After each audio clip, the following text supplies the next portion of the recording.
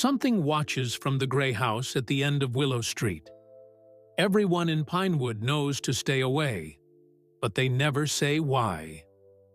Bad things happen to those who don't listen, is all they'll whisper. When 12-year-old Mika moves to town, she hears strange music at night and glimpses movement in windows that should be empty. As she's drawn closer to the house no one approaches, she'll discover the terrifying reason behind the warning that everyone knows, but no one explains. Mika. Pharaoh pressed her forehead against the car window, watching raindrops race down the glass. The moving truck followed behind them, carrying everything they owned. Which wasn't much anymore. "We're almost there, kiddo," Dad said, forcing cheerfulness into his voice. "Pinewood is a fresh start for us." Mika didn't answer. Fresh starts were for people who wanted to forget. She didn't want to forget Mom, even if remembering hurt. The car slowed as they entered the small town. Old brick buildings lined Main Street, and a wooden sign welcomed them to Pinewood, where neighbors become family. Mika doubted that. "There's your new school." Dad pointed to a red brick building. "And the park where you can ride your bike. And look!" He gestured to a small blue house with white shutters. "Our new home!" The house was nice enough, with a porch swing and flower boxes waiting to be filled. But as Dad pulled into the driveway, Mika's attention drifted to the end of Willow Street. There, set back from the others, stood a gray house unlike the rest. Its paint peeled like dead skin. Boards covered most windows, and the front yard had grown wild with weeds and brambles. Even in the rain, something about it seemed wrong, like it was holding its breath. "What's with that house?" Mika asked, pointing. Dad glanced over, then quickly looked away. "Just an old empty place, I guess. Come on, let's get settled before the rain gets worse." For the next few hours, they directed movers and unpacked essentials. By evening, Mika's bedroom had a bed, dresser, and boxes labeled Mika's stuff in her mother's handwriting. She traced the letters with her finger, then turned away. From her window, she could see the gray house in the distance. As darkness fell, she thought she saw movement behind one of the uncovered windows, like someone watching. But when she blinked, it was gone. Monday morning came too quickly. Mika stood outside her new classroom, stomach twisted in knots. "You must be Mika," said Mrs. Valencia, a woman with kind eyes and silver-streaked hair. "We're so happy to have you join us." 24 curious faces turned toward her when she entered. Mika stared at her shoes. "Everyone, this is Mika Pharaoh. She just moved here from Portland. Let's show her what Pinewood hospitality looks like," Mrs. Valencia said. "Jasper, would you be Mika's buddy today? Show her around at lunch and recess?" A boy with glasses and a galaxy-patterned shirt nodded. "Sure thing, Mrs. V." At lunch, Jasper guided Mika through the cafeteria. "The pizza's decent, but avoid mystery meat Thursdays," he advised. "Thanks for showing me around," Mika said quietly. "No problem. Moving is tough. I came here in second grade, so I know how it feels." Jasper led her to a table where two identical-looking kids with dark hair sat beside a freckled girl with curly red hair pulled into a messy bun. "Guys, this is Mika. Mika, these are the twins, Luna and Leo Patel, and that's Bailey Rhodes." "Oh, you living in the blue house on Willow?" Luna asked. When Mika nodded, Luna continued. "We live on Maple, just one street over. I think I can see your backyard from mine," Bailey added. The conversation flowed easier than Mika expected. For a few minutes, she almost forgot about being the new kid, about Mom being gone, about everything. "What's the deal with that gray house at the end of Willow Street?" she asked during a lull. The one that looks abandoned? The table went quiet. Jasper's sandwich stopped halfway to his mouth. You mean the Blackwood house? Leo finally asked. I don't know what it's called. It's all boarded up and creepy looking. The four friends exchanged glances. Finally, Jasper leaned forward and whispered, Everyone in town knows not to go near that house. Why not? Before anyone could answer, the bell rang. Bailey stood quickly. We should get back to class. But? Mika started. We'll talk later, Jasper promised, but his face had gone pale. After school, Mika walked home alone. Dad wouldn't be back from his new job until 6. As she turned onto Willow Street, she found herself looking toward the gray house again. In daylight, it seemed less menacing but more sad, like something left behind and forgotten.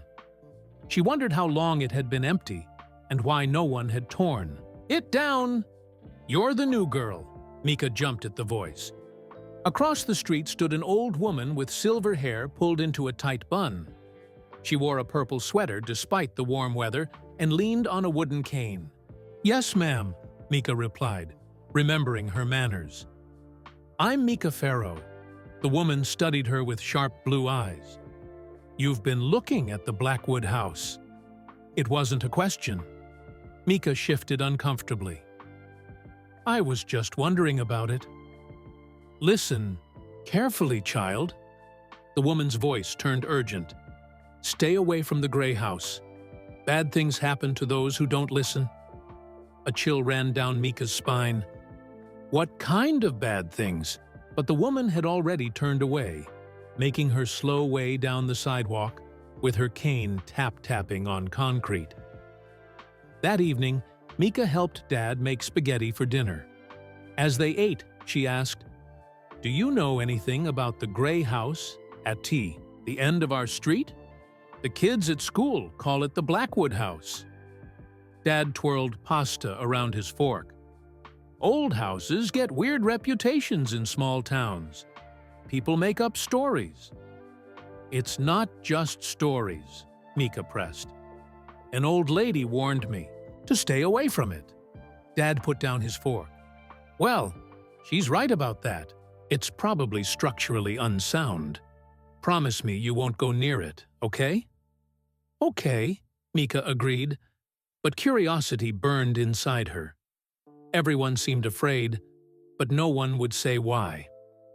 Later that night, after Dad had fallen asleep in front of the TV, Mika sat on her window seat staring out at the darkened street.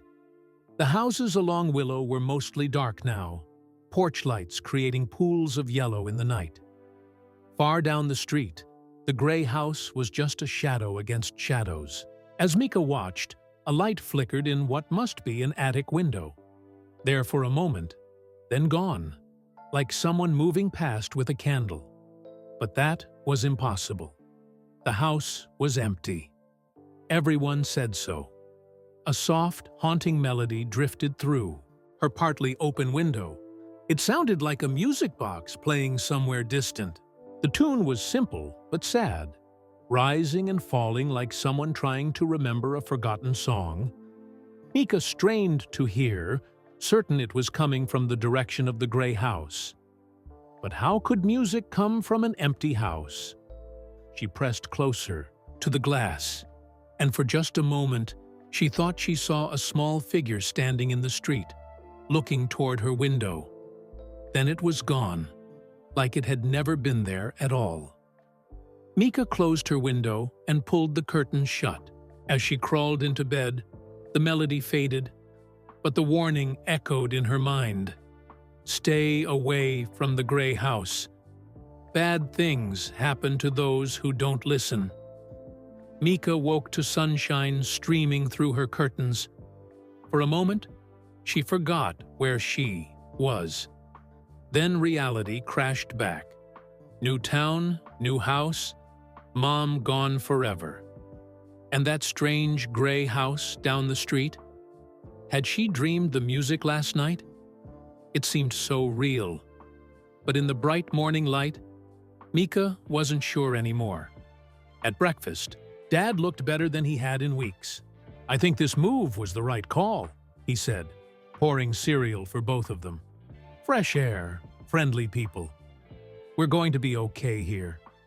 Mika nodded, not wanting to spoil his good mood by mentioning creepy houses or mysterious warnings. School went better on the second day. Jasper saved her a seat in class, and at lunch, she joined his friends again. Bailey brought homemade cookies to share. "My mom says you and your dad should come for dinner sometime," Bailey said, pushing the cookie container toward Mika. "She makes the best pot roast in 3 counties." "That's nice of her," Mika replied, surprised by the kindness. "That's Pinewood for you," Luna explained. "Everyone knows everyone's business, but they also bring casseroles when you're sad." The Chidi conversation turned to an upcoming science project, and Mika felt herself relaxing. Maybe Dad was right. Maybe they could be okay here. Then she remembered. "You guys never told me about the Blackwood house yesterday," she said. "Why does everyone say to stay away?" The 4 friends exchanged glances again. Bailey bit her lip. Jasper adjusted his glasses. "You can tell her," Leo said finally. "She lives on Willow Street. She should know." Jasper sighed. "It's just—" He lowered his voice. 10 years ago, a family disappeared from that house. Overnight. Just gone. Disappeared? Mika felt goosebumps rise on her arms. Like they moved away? No. Luna shook her head. Their car was still in the garage. Food was on the table. Clothes in the closets. They just vanished, and no one ever saw them again. The Martinez family, Leo added. They had a son our age, Elijah. The police investigated, Bailey continued, but they never found anything. Some people think they ran away from debts or something. Others think, what? Mika pressed when Bailey didn't finish. Others think something in that house took them. Jasper whispered. Mika felt a chill run down her spine. That's just a story, right? To scare kids? Maybe, Luna admitted. But after they disappeared, the mayor declared the house off limits. No one's supposed to go inside. They've tried to sell it a few times, but no one will buy it. My sister Zoe went in there once, Bailey said quietly. 3 years ago, on a dare. Everyone at the table turned to look at her. You never told us that, Leo said. Bailey twisted a red curl around her finger. She made me promise not to tell. She was in high school, and some kids dared her to spend 5 minutes inside. She did it, but... Bailey swallowed hard. She came home different. Wouldn't speak for a week. When she finally started talking again, she refused to say what she saw. She still gets weird whenever anyone mentions that house. A heavy silence fell over the table. That doesn't prove anything, Jasper said finally. She probably just got spooked by an old house. Then why did she throw away her favorite sweater? Bailey asked. The one she wore that night? And why does she sleep with her lights on now? She's 17. The bell rang, making them all jump. I still think it's just stories, Jasper said as they gathered their things. But maybe stay away anyway, Mika. Haunted or not, old houses can be dangerous. After school, Luna and Leo invited everyone to their house to work on homework together. Their mom made hot chocolate with tiny marshmallows, and their big dog, Pepper, fell asleep on Mika's feet. For a few hours, Mika forgot about gray houses and missing families. When it was time to leave, Jasper offered to walk her home since they lived in the same direction. Thanks for including me today, Mika said as they walked. At my old school, I didn't have many friends. That's hard to believe, Jasper replied. You're pretty cool. Mika felt her cheeks warm. I was different after Mom got sick. The other Kids didn't know what to say to me, so they just stopped trying. Jasper nodded.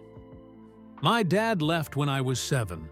Just packed up and moved to Arizona with his new girlfriend. Kids were weird about that too. They walked in comfortable silence for a while. As they turned onto Willow Street, both automatically looked toward the Gray house.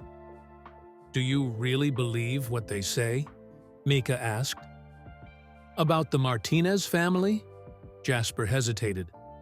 I don't know, but this town has a lot of stories, and sometimes there's a reason behind them. They reached Mika's house, and Jasper waited until she was safely inside before continuing to his home 2 blocks away. That night, Dad ordered pizza to celebrate surviving their first week in Pinewood.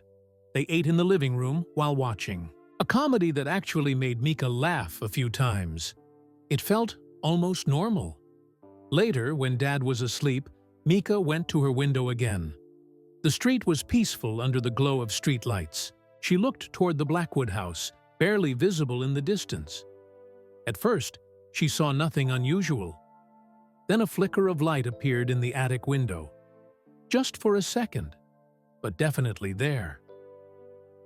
Mika's heart raced. Everyone insisted. The Preeta house was empty. Had been for years. So who was moving around up there? She considered waking Dad but stopped herself. What would she say? That she saw a light in an abandoned house? He'd think she was letting her imagination run wild. Instead, she grabbed her jacket and crept downstairs. She wouldn't go inside, just look from the sidewalk, just to be sure she wasn't seeing things. The night air was cool on her face as Mika walked down Willow Street. Houses grew darker and more spread out as she approached the end of the road.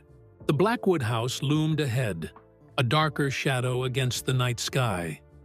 Mika stopped across the street, heart pounding. The house looked even creepier up close. Ivy crawled up one side like gnarled fingers, and the porch steps sagged in the middle. No lights showed in any windows now. I'm just being stupid, she whispered to herself, about to turn back. Then she saw him, a small figure in the upstairs window, looking out at her. A boy about her age, his face pale in the moonlight. Their eyes met, and he raised his hand slowly, as if reaching out to her. Mika gasped and stepped backward. The boy's eyes widened in alarm. He shook his head frantically and mouthed something she couldn't understand. Then he vanished from the window. Mika ran all the way home, not stopping until she was safely back in her bedroom with the door locked behind her. Her hands shook as she pulled the curtains closed. There was a boy in that house. A boy no one had mentioned. And he had seen her too. Sleep came slowly that night, and when it did, Mika dreamed of empty rooms and dusty photographs.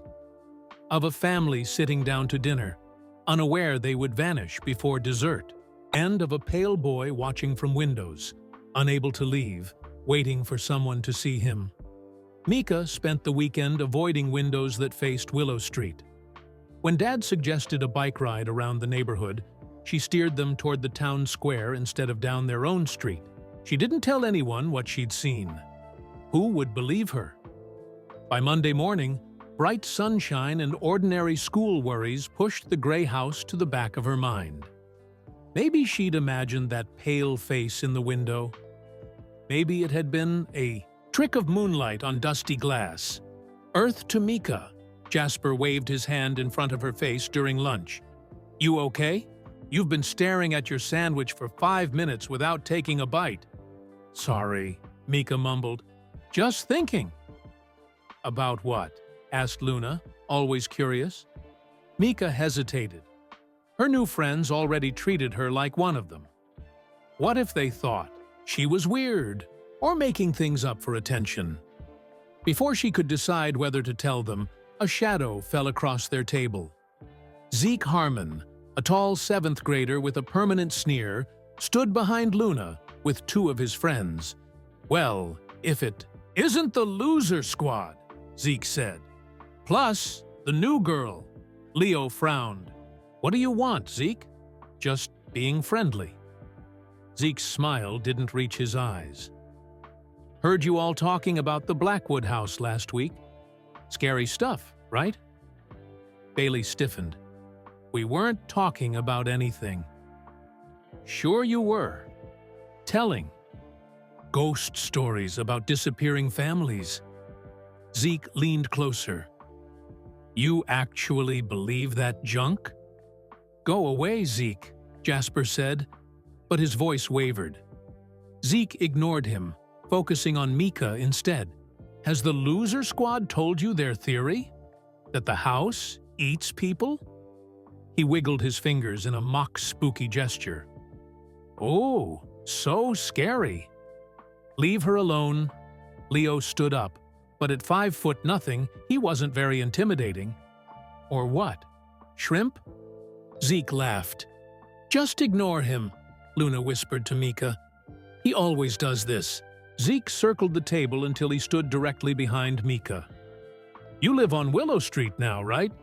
Bet you're too scared to even walk past that house."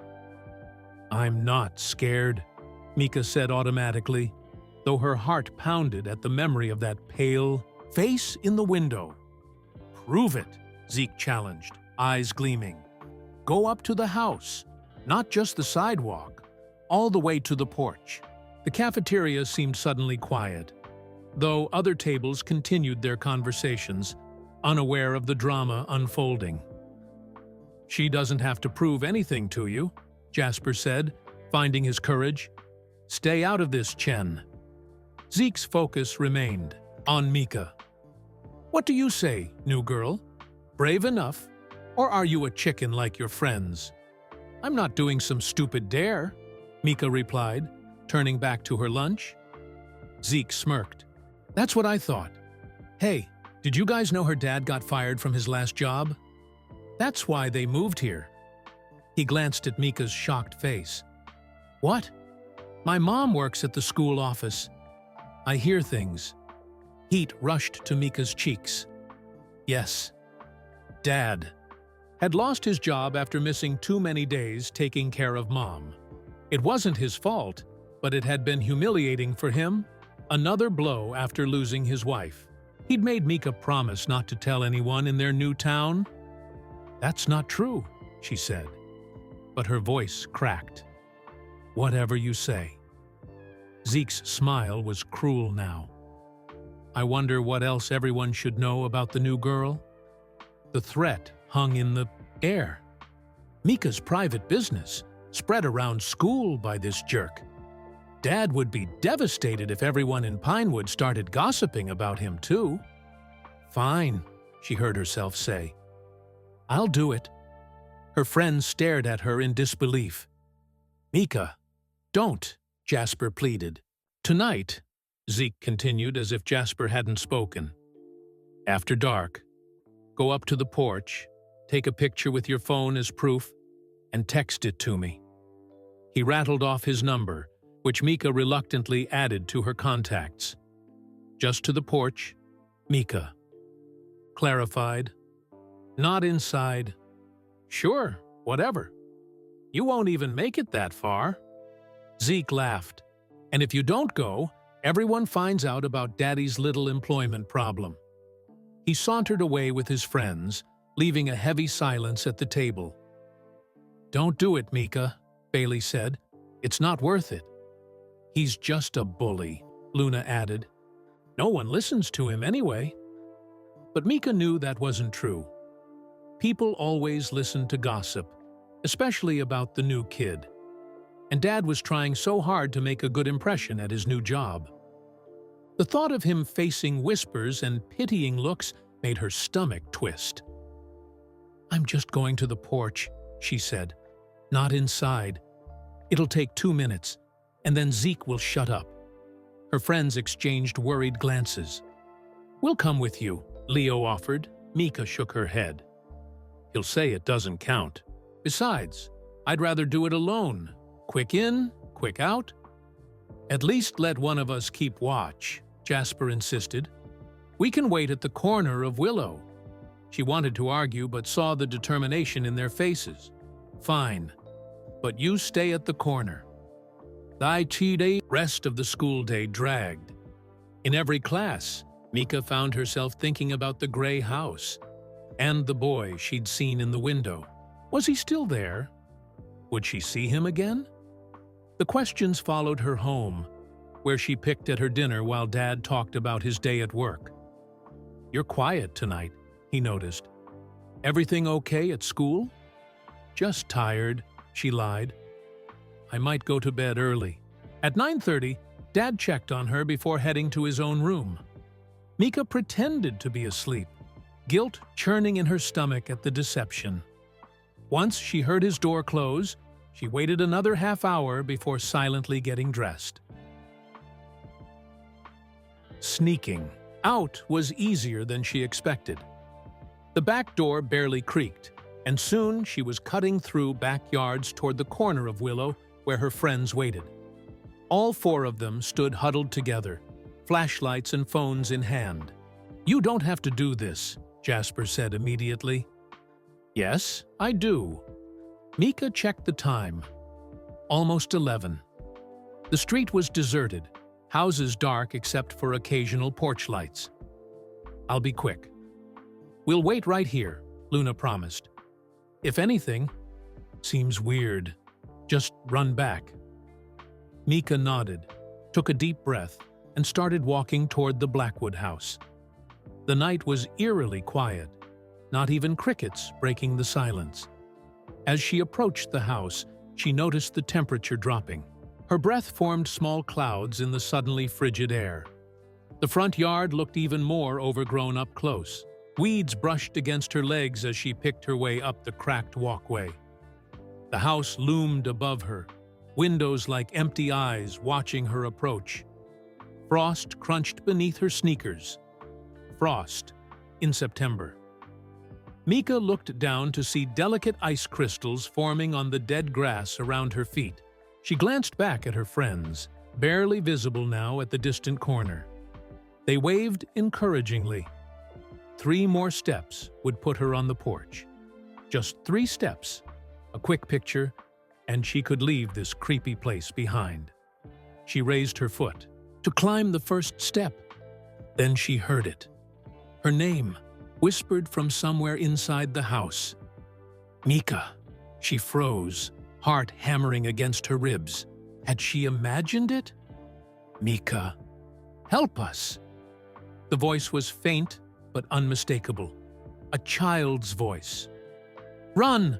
her mind screamed. "Run, now!" But her feet seemed rooted to the ground. Slowly, the front door began to creak open, though no one stood behind it. Cold air rushed out from the dark interior, carrying the scent of dust and something sweet like cinnamon. Against every instinct, Mika found herself stepping onto the porch. She raised her phone, thumb hovering over the camera button. Just one picture, and she could go. But as the door swung wider, curiosity overpowered fear. What was inside? Who had called her name? Before she could change her mind, Mika stepped through the doorway into the Blackwood house. The door closed behind Mika with a soft click. Darkness enveloped her, broken only by the pale glow of her phone screen. Her fingers trembled as she switched. On the flashlight feature, the beam revealed a front hallway frozen in time. A coat rack still held jackets, a man's brown leather, a woman's blue raincoat, and a child-sized red hoodie. Shoes sat neatly on a mat, waiting for owners who never returned. "Hello?" Mika whispered, her voice sounding too loud in the silent house. No one answered, but she felt certain she wasn't alone. She snapped a quick picture for Zeke, thinking she should leave immediately. But curiosity pulled her deeper into the house. Just a quick look around, then she'd go. The living room appeared ordinary except for the thick layer of dust covering everything. A TV remote sat on the coffee table beside a half-empty mug of something long dried up. On the mantel above a brick fireplace, family photos still stood in frames. Mika moved closer, shining her light on the smiling faces. A handsome man with dark hair and kind eyes. A pretty woman with long black hair and a bright smile. Between them, a boy about Mika's age with the same dark hair and eyes as his parents. The Martinez family, looking happy and normal. Nothing to suggest they would vanish without a trace. In the last photo, something caught her eye. A strange shadow behind the family. It didn't match any of the three people. Instead, it seemed elongated, stretching upward against the wall behind them. Mika tilted the frame, but the shadow remained, like it had been part of the original picture. A floorboard creaked somewhere in the house. Mika spun around, heart racing, but saw nothing. She continued into the dining room. The table was set for dinner. 3-place settings, silverware arranged neatly beside plain white plates. Dust coated everything, but otherwise, it looked like the family might return any minute to sit down and eat. In the kitchen, more evidence of interrupted life awaited. Pots sat on the stove. Dry, withered remains of what might have been vegetables lay on a cutting board. On the refrigerator door, children's drawings were attached with colorful magnets. One drawing caught Mika's attention. Crayon stick figures labeled Mom, Dad, and Me. Behind them loomed a tall, thin figure without a face, labeled simply, My Friend. The air in the kitchen felt suddenly colder. Mika shivered, tugging her jacket tighter around her shoulders. Something drew her toward the stairs. Logic screamed at her to leave. She'd done the dare, taken her picture.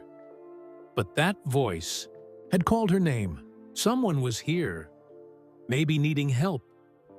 The stairs creaked under her weight. At the top, a hallway stretched in both directions, with doors leading to several rooms. Mika's flashlight beam trembled along the faded wallpaper. To her right, a door stood slightly ajar. Mika approached slowly, pushing it open to reveal a child's bedroom. A blue comforter covered the bed, and soccer posters decorated the walls. A bookshelf held adventure novels and science books. A desk in the corner was cluttered with school papers and colored pencils. This must have been Elijah's room. It looked so normal, yet felt profoundly empty, as if the house itself missed the boy who had lived here. On the nightstand beside the bed sat a small wooden box with intricate carvings. Mika approached, drawn by something she couldn't explain. When she picked it up, she recognized it as a music box. Her fingers found the tiny latch and opened the lid. Soft, tinkling notes filled the room.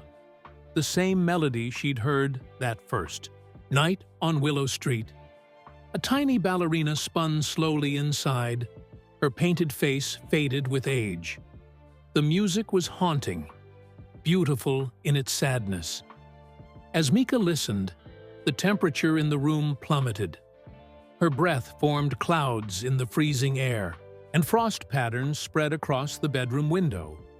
Heavy footsteps sounded on the stairs, not the light steps of a child, but something heavier, deliberate. They grew louder, approaching the bedroom door. Mika's entire body went cold with fear. She looked around frantically for a place to hide. The closet stood a few feet away. Without thinking, she dashed inside, pulling the door nearly closed, but leaving a small crack to see through. The footsteps reached the hallway outside, then entered the bedroom. Mika held her breath, pressing herself against the closet wall. Her flashlight illuminated a sliver of the room through the crack. What she saw made no sense. No person entered the room. Instead, a swirling darkness moved across the floor. gathering itself into a shape. Slowly, it formed the outline of a child, becoming more solid with each passing second. The shadow child moved to the music box, which continued playing its melancholy tune.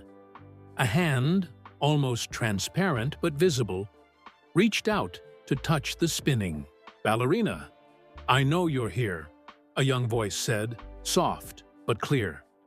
"I've been waiting for someone brave enough to come in." Mika's heart pounded so loudly she was certain the shadow child must hear it. "You don't have to hide," the voice continued. "I won't hurt you. I promise." Trembling, Mika pushed the closet door open. The shadow child turned to face her. In the oddly dim light, she could make out the features of a boy about her age. The same boy from the photographs downstairs, but his edges seemed blurred, his form not quite solid. "You're Elijah," Mika whispered. "The boy who disappeared." He nodded, a sad smile crossing his face. "And you're Mika. I've been watching you since you moved to Willow Street. You're the first person who's seen me in years." "What happened to you?" Mika asked, still pressed against the closet doorframe. "Where are your parents?" Elijah's form flickered like a candle flame. "I've been trapped here since we moved in. We all have." He gestured vaguely around the house. "There's something else here with us, Mika. Something that won't let us leave." "What do you mean, something else?" Before Elijah could answer, a deep rumble shook the house, like distant thunder, but coming from within the walls themselves. Picture frames rattled, books tumbled from shelves.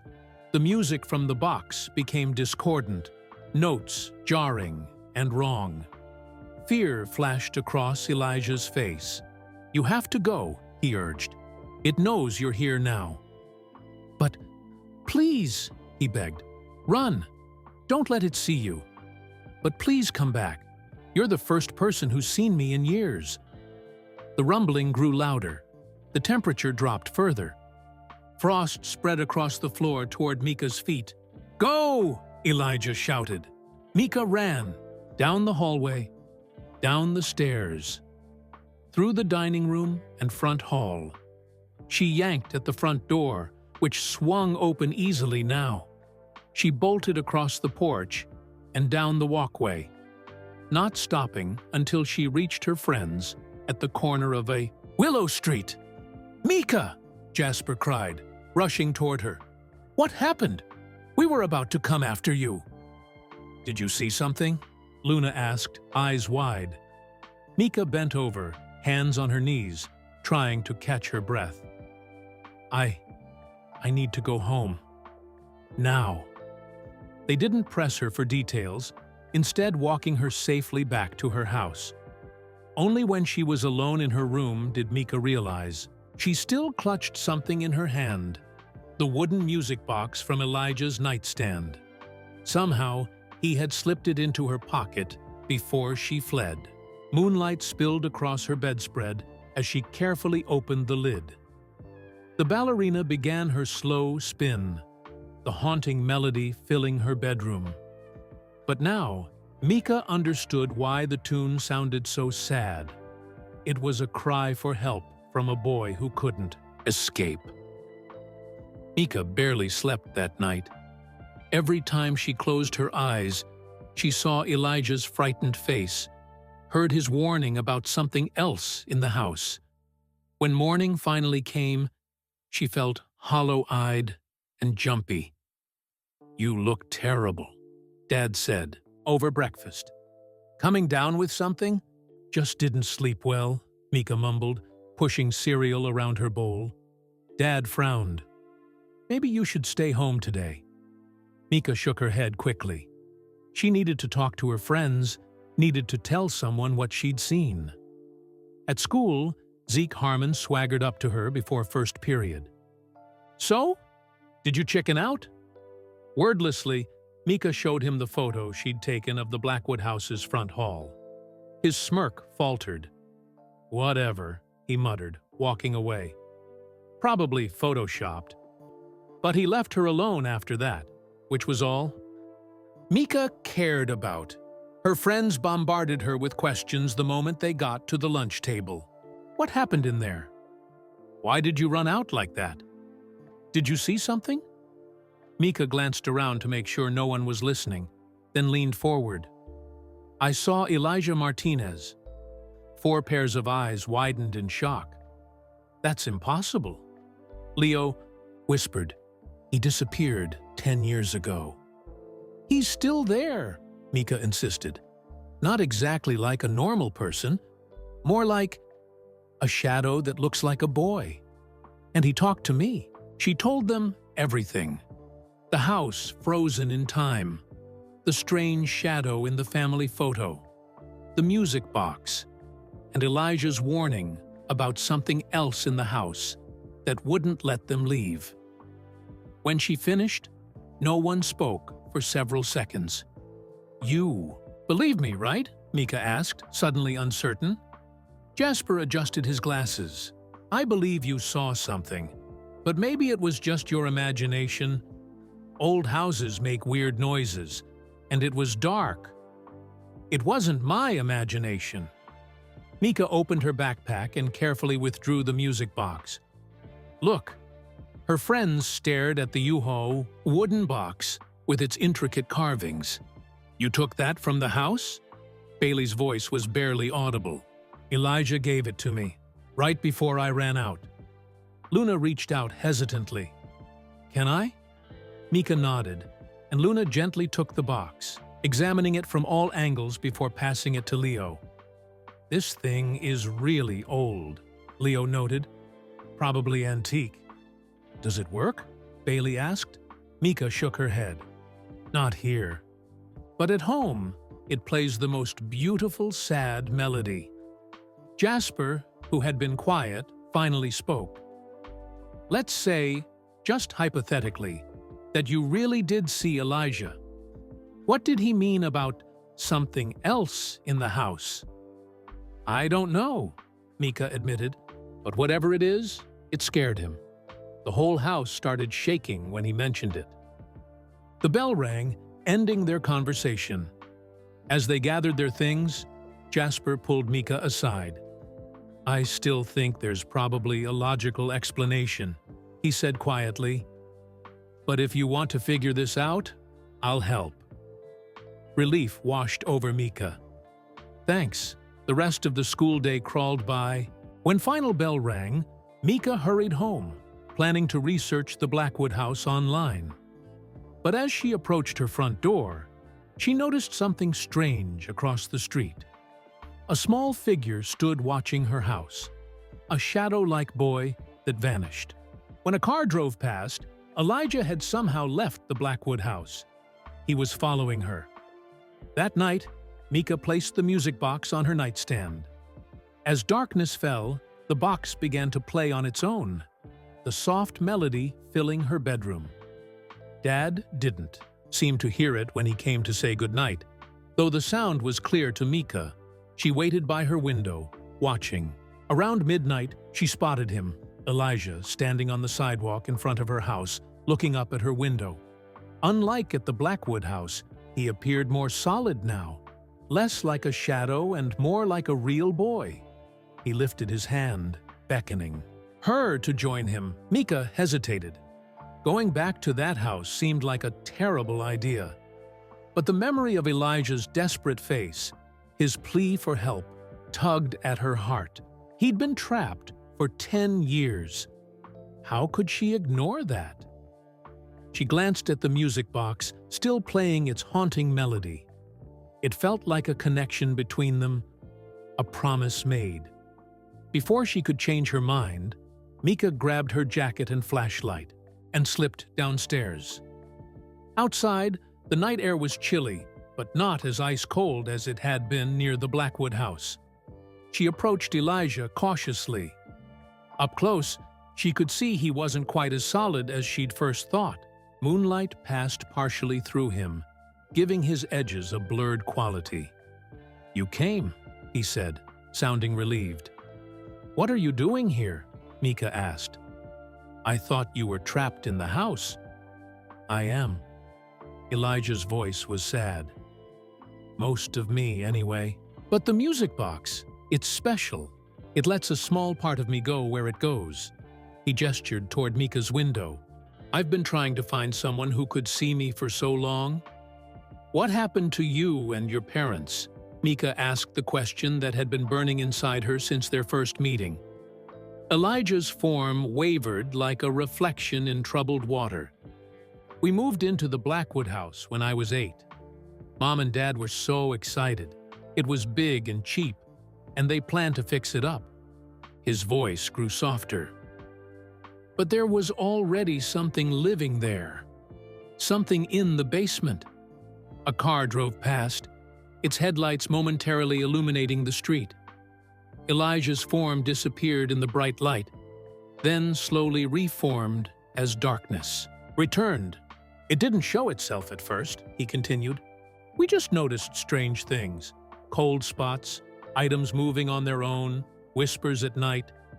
Dad thought it was the old pipes or the house settling. Mom wasn't so sure. What was it? Mika whispered. I don't know what to call it. A shadow that can think. A darkness that's alive.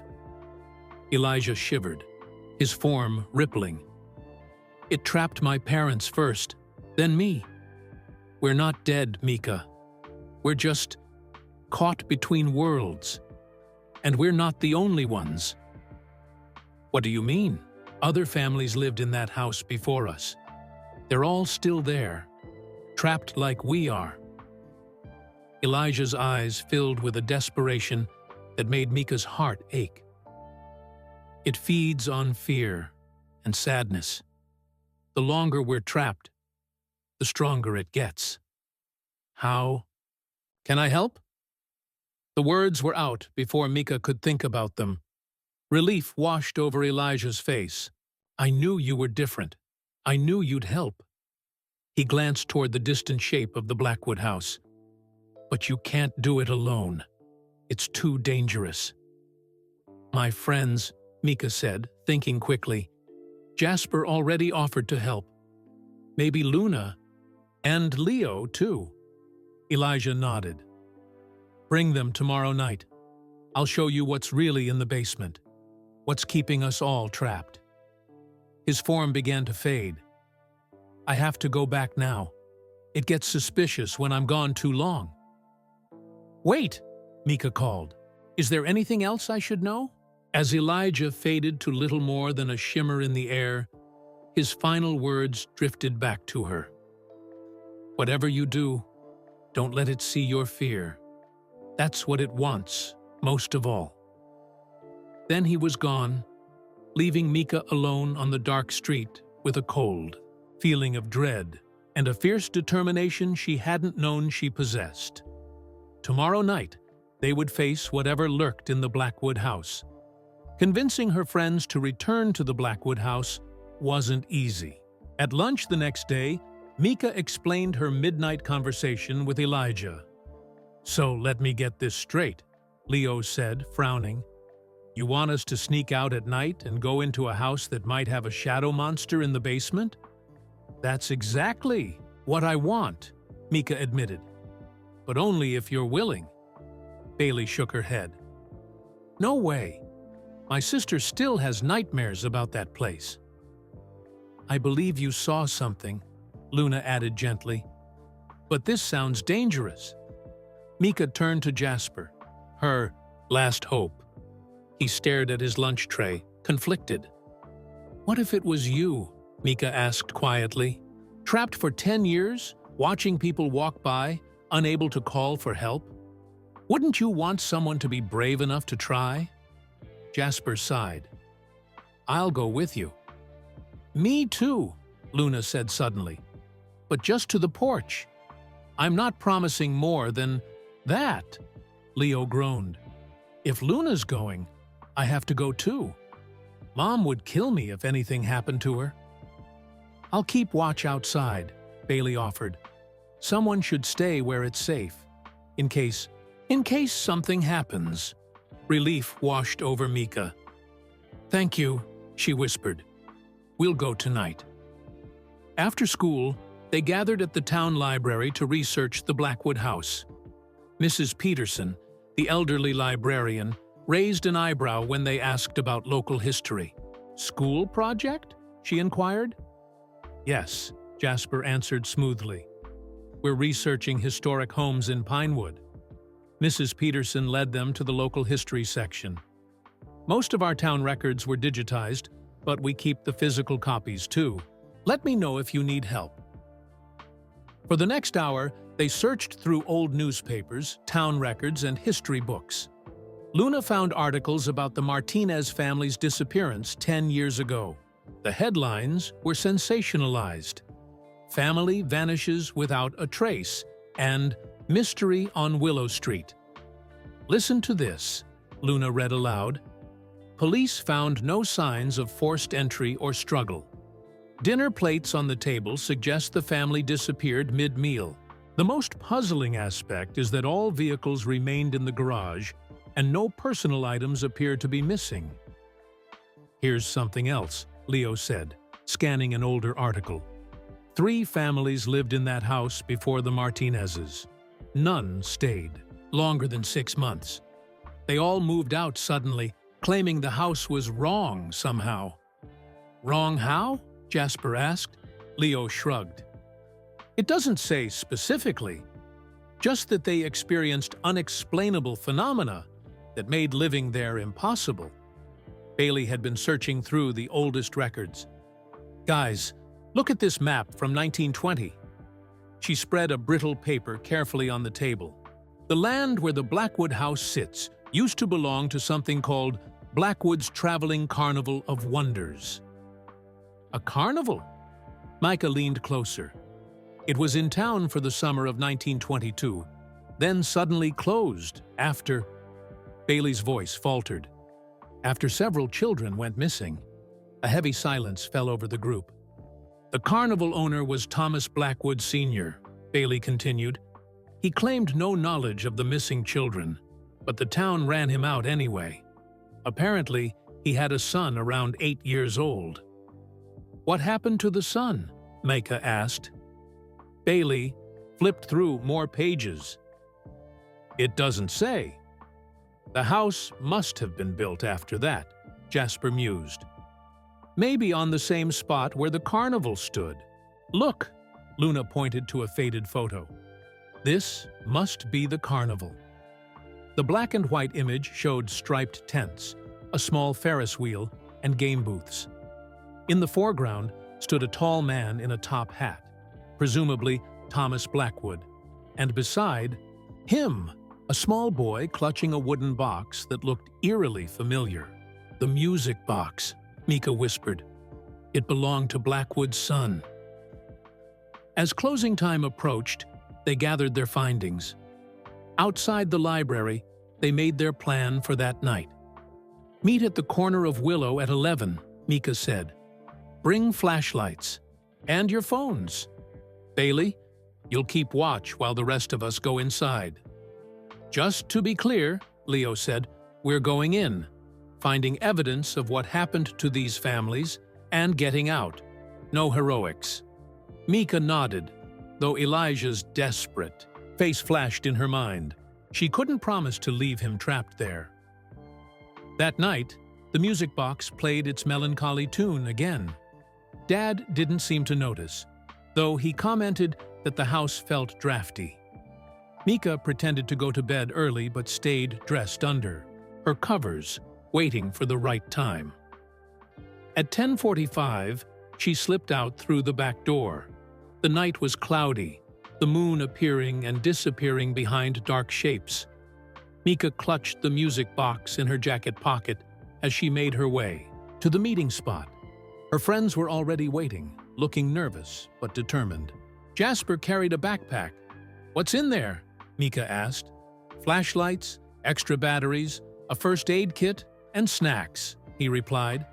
"My dad always says to be prepared." "For ghost hunting?" Leo asked skeptically. "For anything," Jasper answered. They walked quietly toward the Blackwood house. Bailey positioned herself on the corner, with a clear view of both the house and the street. "If anything weird happens, or if you're not out in an hour, I'm calling my sister to drive us here," she said, clutching her phone. "Be careful." The three others continued up Willow Street. As they approached the gray house, the familiar chill settled around them. Frost appeared on blades of grass, spreading outward from the property like icy fingers. "This is scientifically impossible," Leo whispered, staring at the frost forming in real time. "Still think it's just an old house?" "Luna," asked her brother. The front door stood slightly ajar, as if awaiting their arrival. Inside, a faint blue light pulsed, illuminating the hallway in an otherworldly glow. "He's waiting for us," Mika said, recognizing the light as somehow related to Elijah. They stepped onto the porch together. The wooden boards creaked beneath their weight. Luna grabbed Leo's hand, and he didn't pull away. "We can still turn back," Jasper offered, his breath forming clouds in the frigid air. "No," Mika said firmly. "We promised to help." She pushed the door open wider, and the three friends entered the Blackwood house. Inside, the blue light resolved into a familiar shape. Elijah stood in the hallway, more solid than Mika had seen him before. His eyes widened at the sight of three visitors. "You came," he said, sounding both relieved and worried.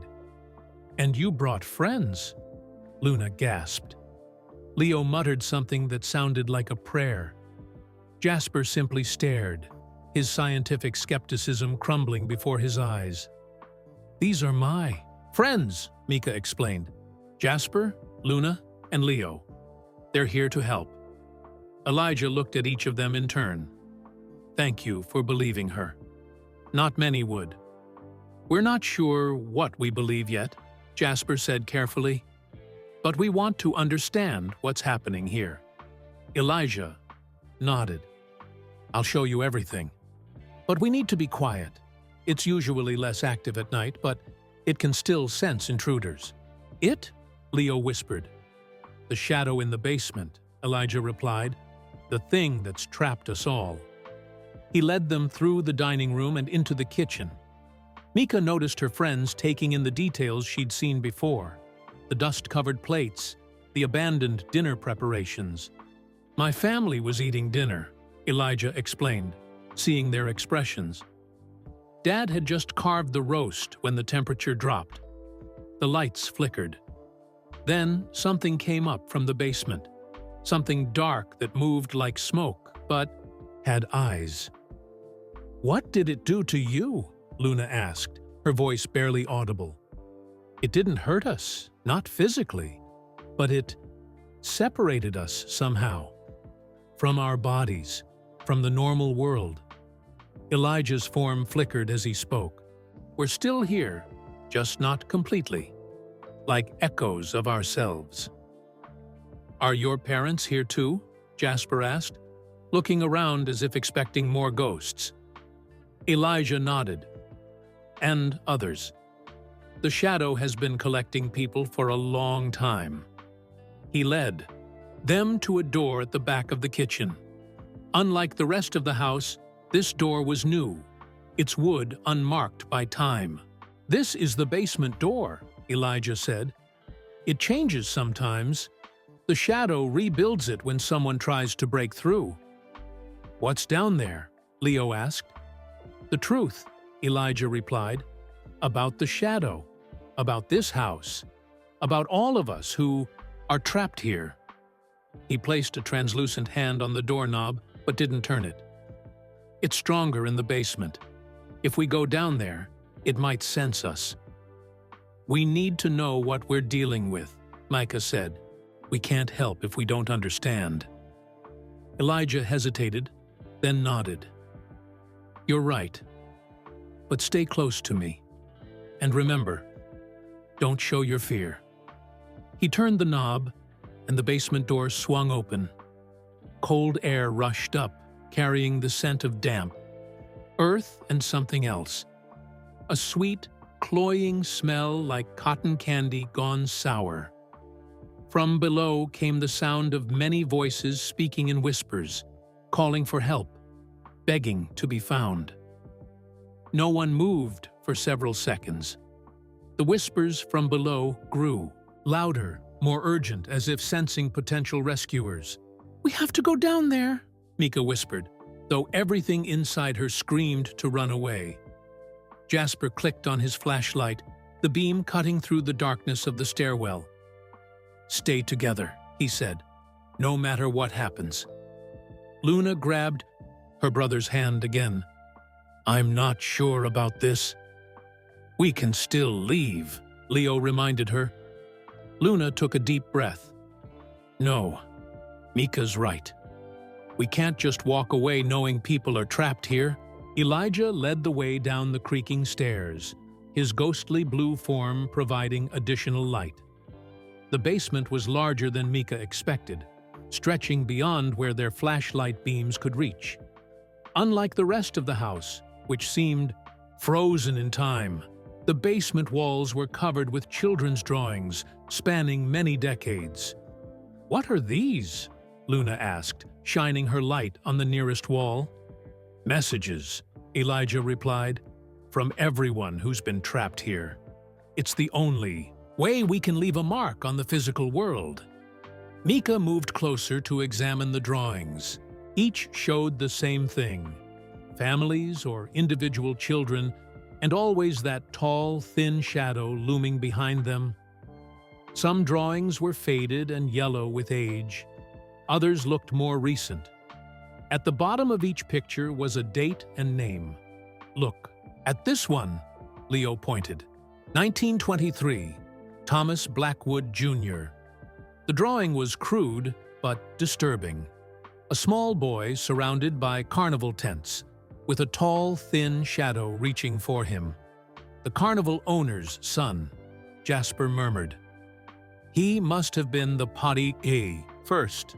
Further along the wall, they found newer drawings. "Martinez Family, 2015. Read the most recent one, showing Elijah and his parents with the shadow behind them. In the center of the basement sat an old wooden trunk with metal bands and a large padlock. The trunk was painted with faded carnival imagery: clowns, elephants, and a Ferris wheel. It looked ancient and somehow alive, vibrating slightly as if breathing. "What's in the trunk?" Mika asked, her voice barely audible. Elijah's form flickered nervously. "The shadow lives inside it, or at least that's where it goes when it's not." "Hunting." "Hunting?" Luna squeaked. "For new people to trap," Elijah explained. "It doesn't. Leave the house often, but it can reach out, influence things, make the house seem appealing to families looking to buy, especially families with children."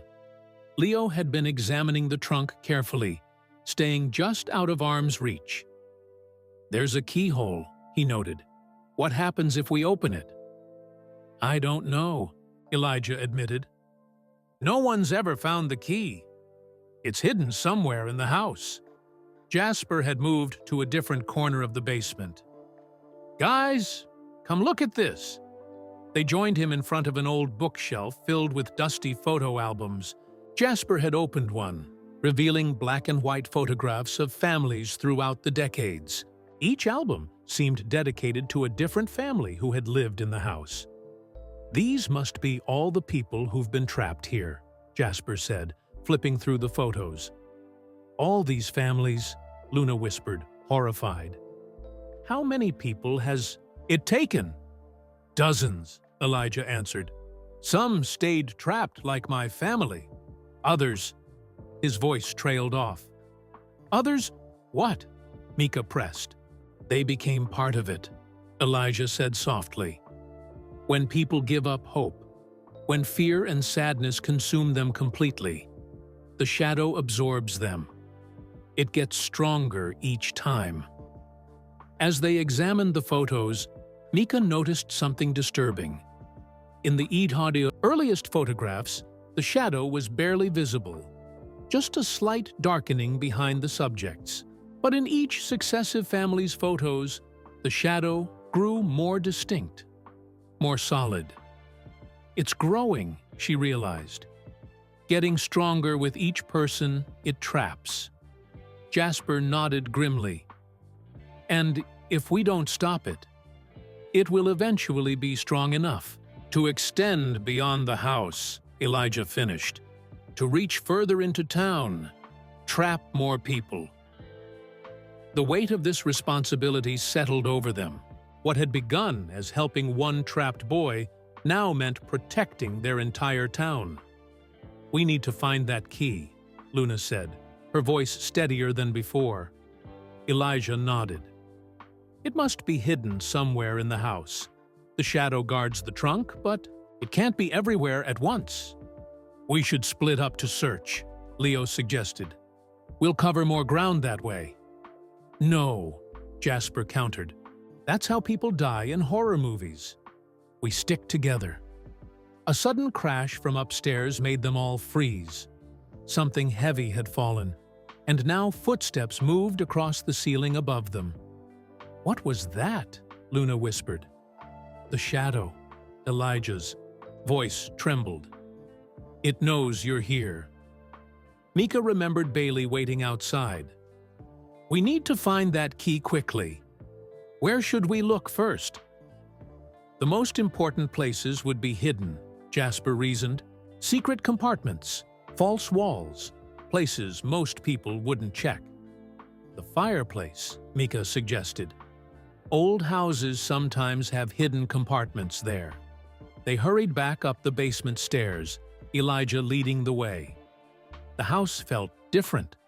Now, tense, as if the very walls were watching them. The temperature had dropped further, their breath forming thick clouds in the freezing air. In the living room, the brick fireplace dominated one wall. Jasper examined it carefully, tapping bricks and running his fingers along the mantel. "There's something not right about this section," he said, pressing on a brick that seemed slightly askew. With a grinding sound, a small compartment opened in the side of the fireplace. Inside lay a strange key made of dark metal. It was large and ornate, with a handle shaped like a carnival carousel. "That's it," Elijah whispered, his eyes wide. "The trunk key." As Jasper reached for it, the house began to shake. Picture frames rattled against the walls. Books tumbled from shelves. From somewhere deep within the house came a sound like an enraged howl. "It knows!" Elijah cried. "Take the key and run!" Jasper grabbed the key and stuffed it into his pocket. "To the front door! Now!" They ran toward the hallway. But before they could reach it, a terrible coldness swept through the room. The front and back doors slammed shut simultaneously. Windows locked themselves with loud clicks. The lights flickered wildly, then went out completely. In the darkness, something moved. Something that wasn't Elijah. A deeper shadow, so black it seemed to absorb their flashlight beams, began seeping from the walls like living ink. It spread across the floor and ceiling, surrounding them, cutting off escape routes. As it moved, it made a sound like thousands of whispers overlapping. "It's trying to separate us," Elijah warned. "Don't let it divide you." But the shadow moved too quickly. It flowed between them like a river, pushing Luna and Leo toward the dining room, Jasper toward the kitchen, and Mika back toward the staircase.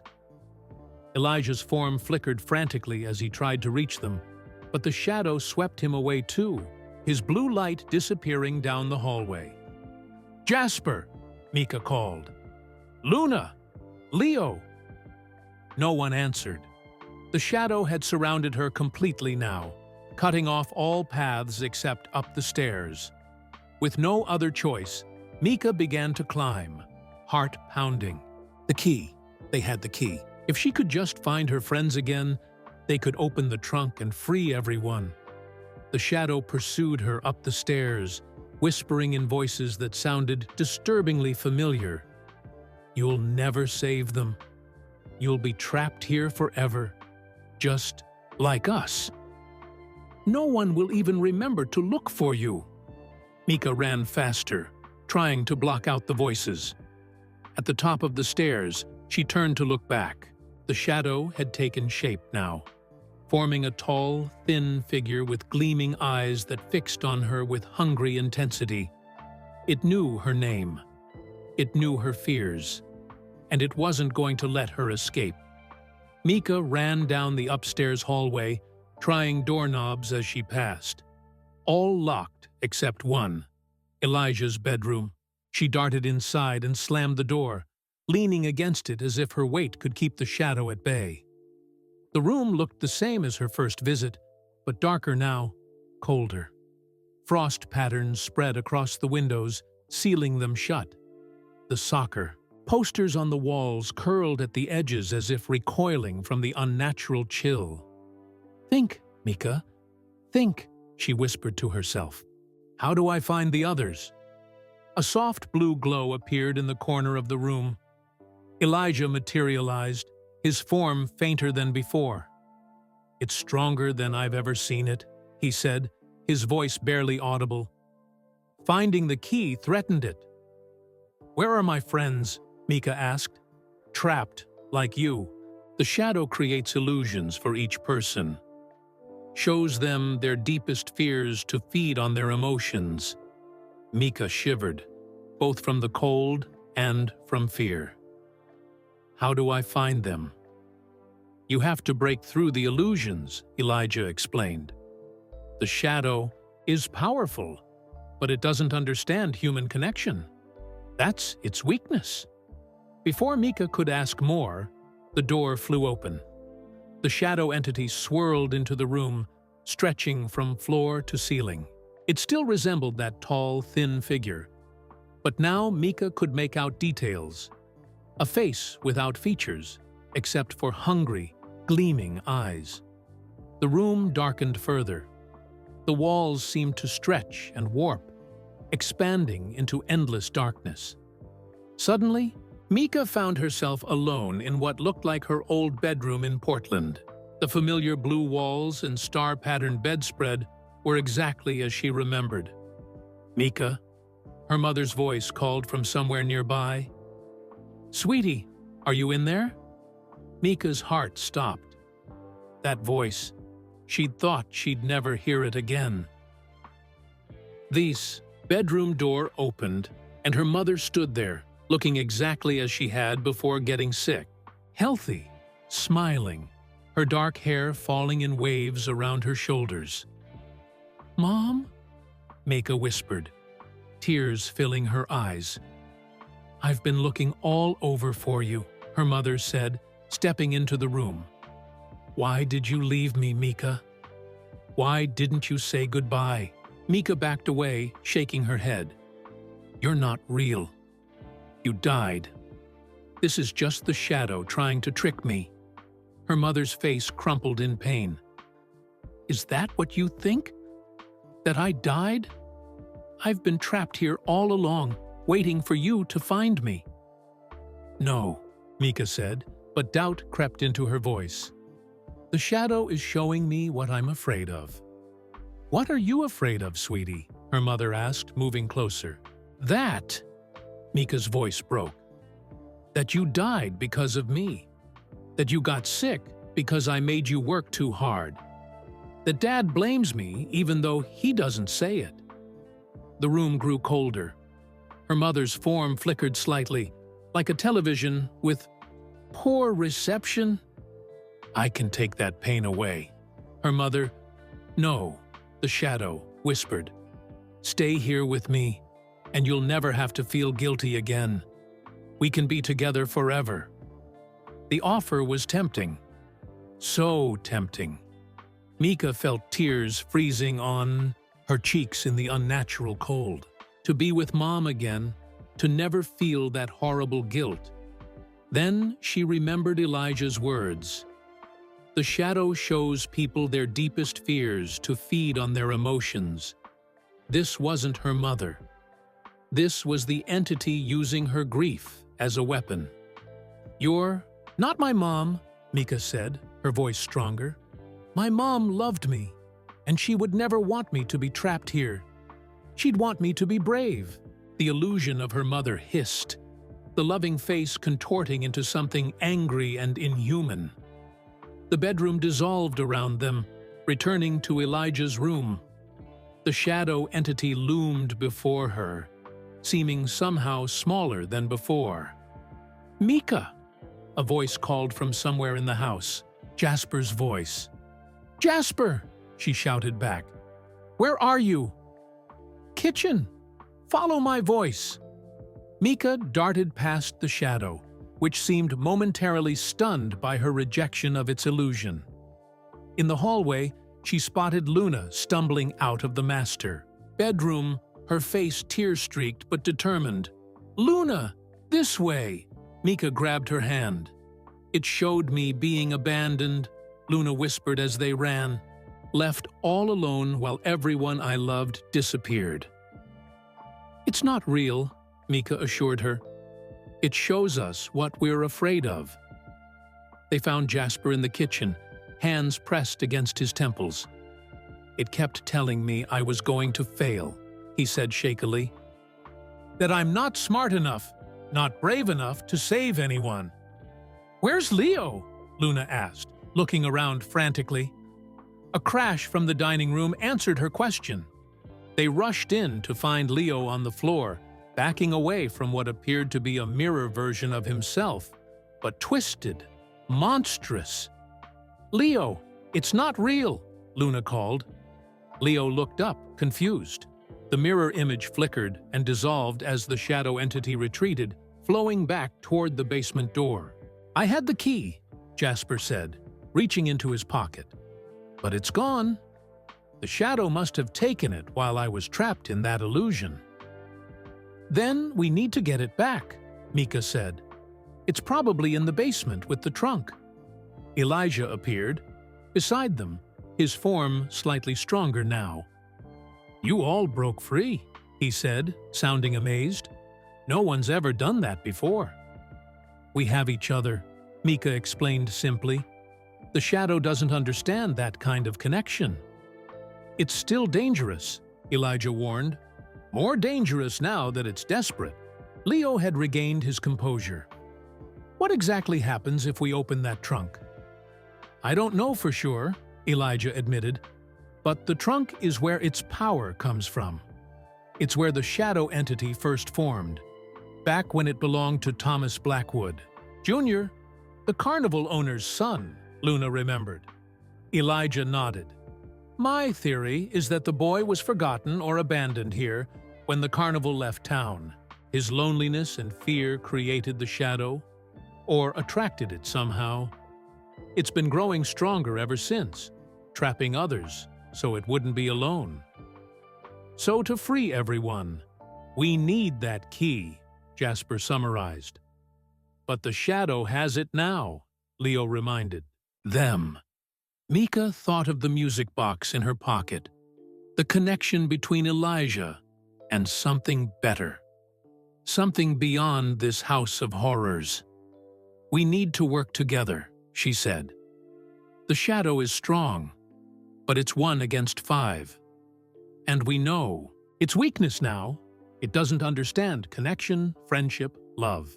Those emotions confuse it." "So what's the plan?" Luna asked. "We go down together," Mika said. "No matter what it shows us, no matter what it says, we remember that we have each other. We're not alone, and that's our strength." They moved toward the basement door as a group.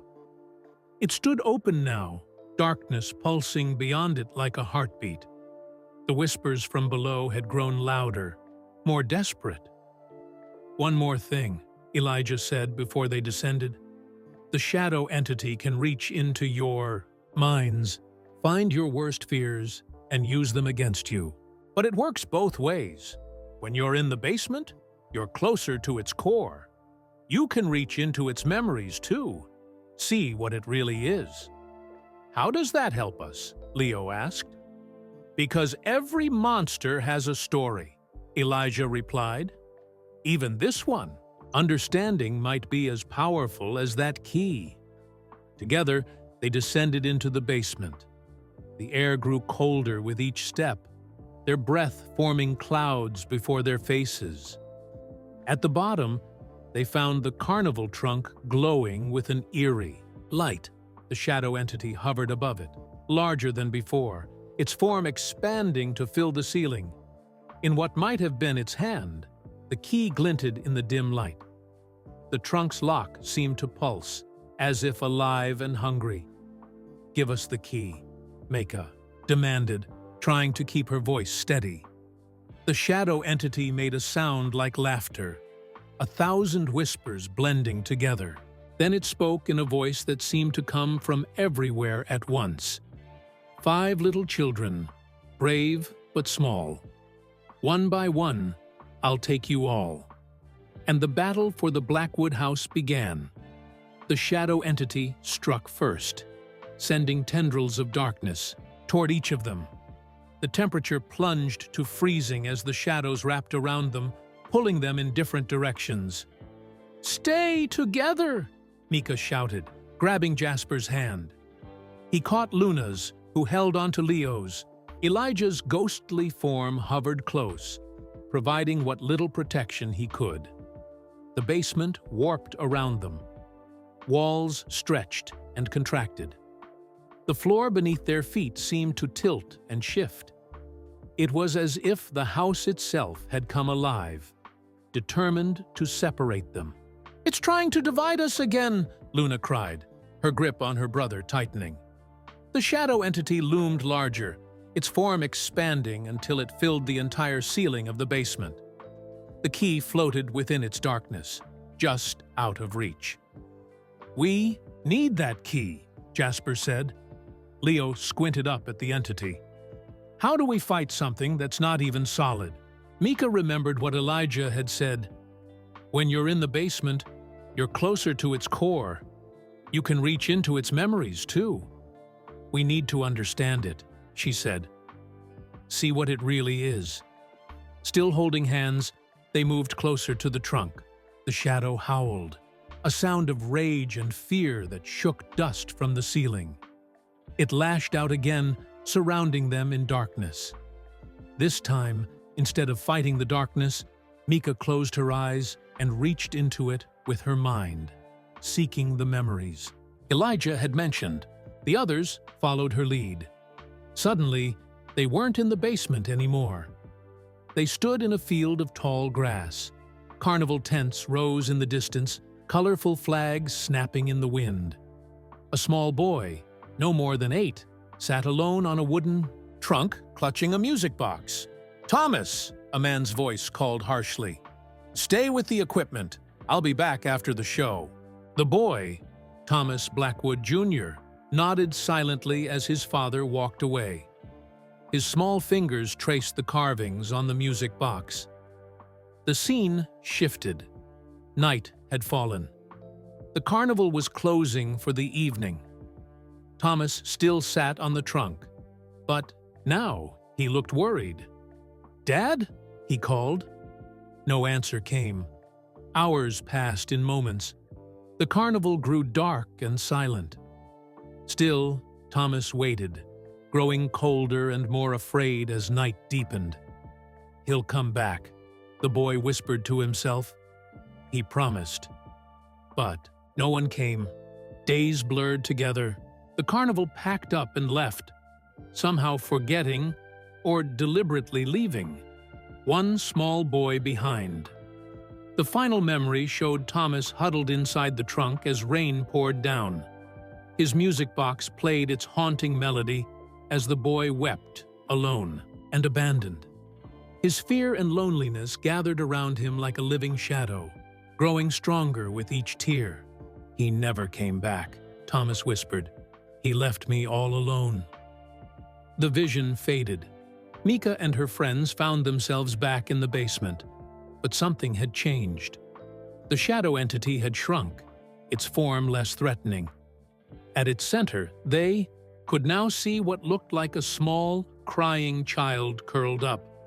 The original form of Thomas Blackwood Jr., corrupted after decades of loneliness and rage. Around this central figure swirled countless other forms, the captured souls of everyone the entity had taken, including Elijah's parents. They circled like trapped birds, unable to break free. "It was just a child," Luna whispered. "A forgotten, abandoned child." The entity lashed out again, but with less force. The key dropped from its grasp, clattering to the floor near Jasper's feet. He scooped it up quickly. "What do we do now?" Leo asked, staring at the trunk. "Destroy it?"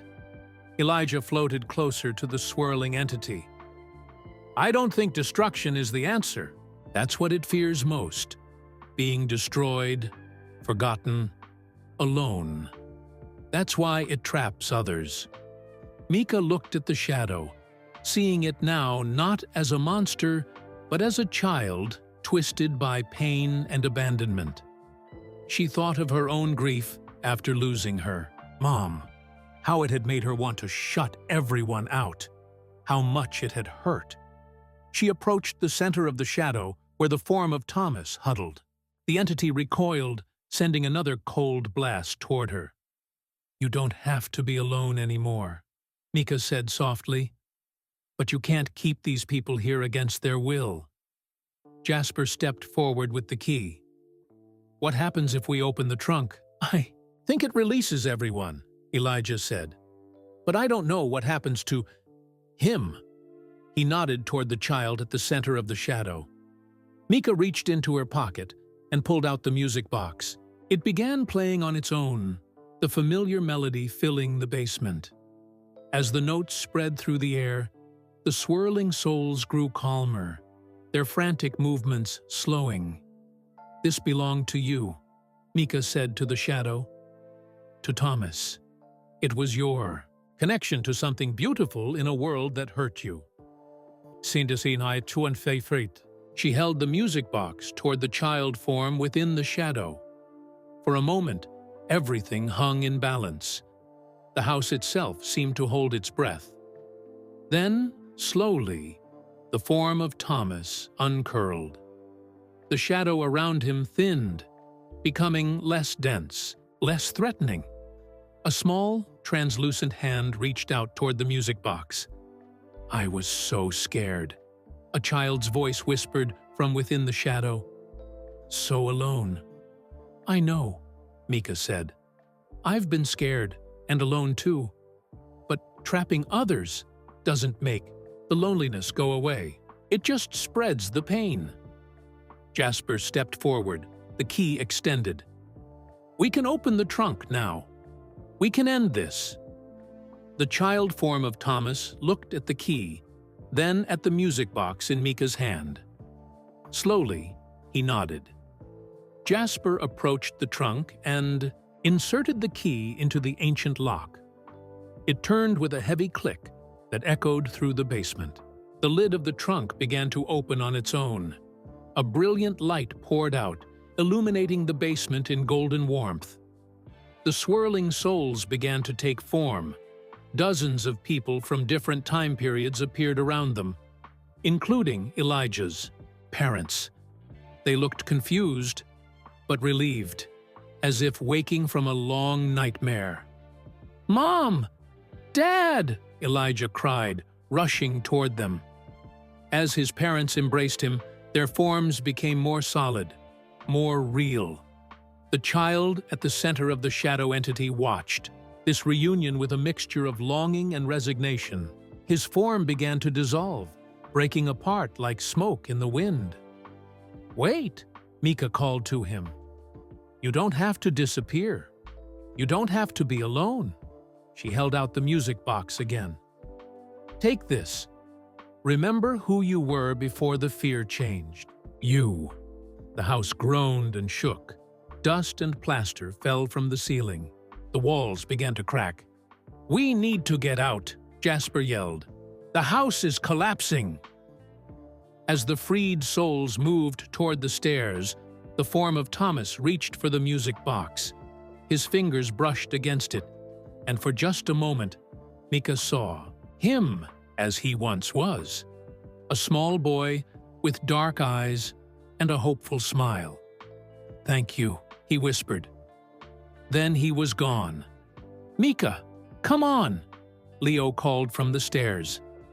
The house was falling apart around them. Mika ran for the stairs, following her friends and the procession of freed souls as the Blackwood house began to crumble at last. They raced upstairs and through the house, dodging falling debris. The walls shook and floors buckled beneath their feet. What had once been a silent, frozen place now roared with the sounds of destruction. "This way!" Jasper shouted, leading them toward the front door. The freed souls moved around them like a river of light, some solid, some translucent, all heading for the exit. Mika spotted Elijah with his parents, looking more real with each passing second. As they reached the front hallway, a massive crack split the ceiling. A section of the roof collapsed, blocking the door. "The back door!" Leo yelled. They changed direction, running through the dining room toward the kitchen. More souls streamed past them, decades of trapped people finally escaping. The TV back door stood open, moonlight spilling across the threshold like a silver path to freedom. They rushed through it and onto the back lawn, not stopping until they reached the street. Bailey stood at the corner, wide-eyed with disbelief as people, some in modern clothes, others in outfits from decades past, streamed out of the collapsing house. "What's happening?" she cried when she spotted her friends. "Who are all these people?" "Everyone the house ever trapped," Mika explained breathlessly. "We found the key. We opened the trunk." The entire town seemed to have awakened. Lights flicked on in houses up and down Willow Street. People emerged in pajamas and robes to stare at the extraordinary sight of the gray house as it folded in on itself with a thunderous groaning. Elijah and his parents stood among the crowd of freed souls, becoming more solid by the minute. Mrs. Martinez hugged Mika tightly. "Thank you," she whispered. "We've been trapped for so long." Mr. Martinez shook hands with Jasper, Leo, and Luna. "You brave children did what no one else could." As more neighbors gathered, exclaiming in shock at the house's destruction, Mika noticed something strange.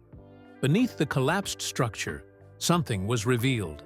The foundation of the house wasn't ordinary concrete, but the remains of old carnival wagons and platforms arranged in a circle. Cleanup crews arrived as dawn broke. The entire town had gathered to witness the house that had stood for a century finally crumble. Fire trucks and police cars created a perimeter, keeping people at a safe distance. In the crowd, Mika spotted Elijah and his parents, now looking completely solid and real. They smiled at her before turning and walking away, finally free. Dad found Mika and her friends sitting on the curb, exhausted but triumphant. "What in the world happened?" he asked, wrapping a blanket around Mika's shoulders. "Mrs. Chen called to say Jasper was here, and then I find the whole town watching that old house collapse." Mika looked at her friends, sharing a silent agreement that some stories were too unbelievable to tell, at least to adults. "We just came to see it," she said. "We heard a noise and came outside." Dad didn't look convinced, but before he could question further, Mayor Williams approached. "Incredible," the mayor said, shaking his head. "That house has been nothing but trouble for decades. Good riddance, I say."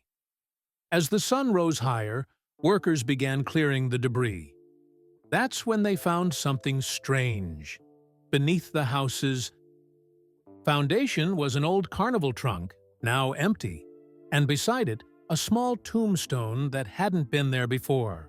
The stone bore the name Thomas Blackwood, 1916–1922, and the words "Never Forgotten" freshly carved as if by invisible hands. The town buzzed with theories and explanations. Some said the house had been built on unstable ground. Others whispered about the carnival that had once stood there, and the rumors of missing children from long ago. But no one could explain the tombstone or why so many people claimed to have seen figures streaming from the house as it collapsed. Days later, Mika and her friends gathered in her backyard. School had been buzzing with the story of the Blackwood House collapse, with Zeke Harmon especially confused about how Mika had gotten a photo from inside a house that was now rubble. "Do you think anyone will believe what really happened?" Luna asked, sipping lemonade. "Adults never believe this stuff," Leo replied. "They'll come up with some logical explanation." "But we know," Jasper said. "That's what matters." Mika had been quiet, thinking about Thomas and the shadow entity that had once been a lonely, forgotten child. "I keep wondering if he's at peace now," she said. "I think he is," Bailey offered. "The tombstone said, 'Never forgotten.' That's what he wanted most, to be remembered." As evening approached, they walked home together. Passing the empty lot where the Blackwood house had stood, they saw workers putting up a fence around the property. A sign announced future plans for a memorial garden. "Good idea," Jasper commented. "Better than another house." Mika lingered a moment after her friends continued on. In the setting sun, the empty lot looked peaceful. Nothing like the place of fear it had once been. "Goodbye, Thomas," she whispered. "I hope you found your way home." Back in her room, Mika pulled out the music box from her drawer. She hadn't opened it since that night, uncertain whether it would still play. Taking a deep breath, she lifted the lid. The box remained silent, the magic that had animated it gone. But as she examined it more closely, she noticed something she hadn't seen before. A small note tucked into the corner that hadn't been there before. She carefully unfolded it to read the childish handwriting. "Thank you for remembering me." Mika smiled and closed the box gently. The town finally knew why they were warned to stay away from that house. It wasn't the house itself that was dangerous. It was the century of unresolved grief trapped inside.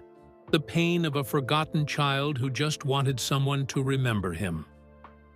As she placed the music box back in her drawer, Mika thought about her mother, about grief and memory, and the power of being seen.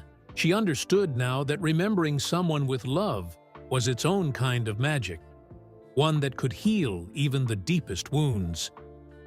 The mystery of the Blackwood house was solved at last, and in its place stood not fear, but understanding. Sometimes, the scariest things weren't monsters at all, but the pain of those who had been forgotten. And the bravest thing you could do was to remember them. That's the end of our story. Thank you for joining me on this journey. Where are you listening from? I'd love to know in the comments below. If you enjoyed this tale, please like the video and subscribe to the channel. Your support gives me the motivation to create more stories like this one.